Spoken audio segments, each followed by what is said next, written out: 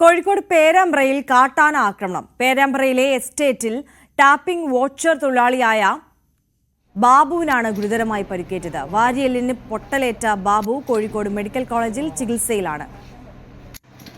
അനീഷ് കുമാർ കൂടുതൽ വിവരങ്ങളുമായി നമുക്കൊപ്പം ചേരുകയാണ്. അനീഷ്, വീണ്ടും ഒരു കാട്ടാന ആക്രമണ വാർത്ത കൂടി. വിശദാംശങ്ങൾ എങ്ങനെയാണ് അനീഷ്?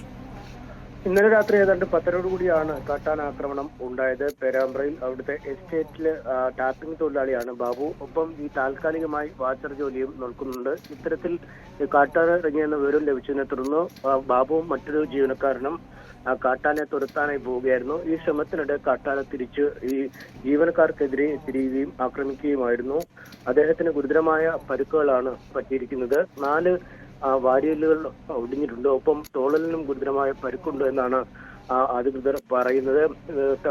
പേരാമ്പ്രയിലെ സ്വകാര്യ ആശുപത്രിയിൽ പ്രവേശിപ്പിച്ചെങ്കിലും പിന്നീട് കോഴിക്കോട് മെഡിക്കൽ കോളേജ് ആശുപത്രിയിലേക്ക് മാറ്റുകയായിരുന്നു. ഇപ്പോൾ ആശുപത്രിയിൽ ചികിത്സയിൽ കഴിയുകയാണ് അദ്ദേഹം. അദ്ദേഹത്തിന്റെ ആരോഗ്യനിലയെക്കുറിച്ചുള്ള കൃത്യമായ വിവരങ്ങൾ നമുക്ക് അല്പസമയത്തിനകം ലഭ്യമാക്കാൻ കഴിയും. എന്തായാലും പ്രാഥമികമായി തോളലിനും മറ്റുമൊക്കെ വാരിയലിനും ഗുരുതരമായ പരിക്ക് പറ്റിയിട്ടുണ്ടെന്ന വിവരമാണ് ലഭിക്കുന്നത്. സ്ഥിരമായി തന്നെ കാട്ടാന ഇറങ്ങുന്ന ഒരു മേഖലയാണ് ഈ എസ്റ്റേറ്റ് നിലനിൽക്കുന്ന സ്ഥലം. അവിടെ ഇന്നലെ തന്നെ ഏതാണ്ട് 7 കാട്ടാനകളാണ് ആദ്യം എത്തിയത്. അതിന്റെ ദൃശ്യങ്ങളും പുറത്തു വന്നിരുന്നു. ആ കാട്ടാനകൾ പ്രദേശത്ത് ഇറങ്ങിയ ശേഷം അതിൽ 4 കാട്ടാനകൾ മടങ്ങുകയും വീണ്ടും 3 എണ്ണം അവിടെ തന്നെ നിലയുറപ്പിക്കുകയായിരുന്നു. ഇതോടെയാണ് പടക്കം വെച്ചും മറ്റുമൊക്കെ ഈ കാട്ടാനെ തുരത്താനുള്ള നീക്കങ്ങൾ ബാബുവിന്റെയും മറ്റുള്ളവരുടെയും ഭാഗത്തു നിന്നും ഉണ്ടായത്. ഇതാണ് കാട്ടാനെ പ്രകോപിപ്പിച്ചെന്ന് മനസ്സിലാക്കാൻ സാധിക്കുന്നു. എന്തായാലും അദ്ദേഹത്തിന്റെ ആരോഗ്യനില സംബന്ധിച്ച കൃത്യമായ വിവരങ്ങൾ അല്പസമയത്തിനകം ലഭിക്കും. ഗുരുതരമായ പരിക്ക് അദ്ദേഹത്തിന് പറ്റിയിട്ടുണ്ട് എന്നാണ് ആശുപത്രി അധികൃതർ വ്യക്തമാക്കുന്നത്.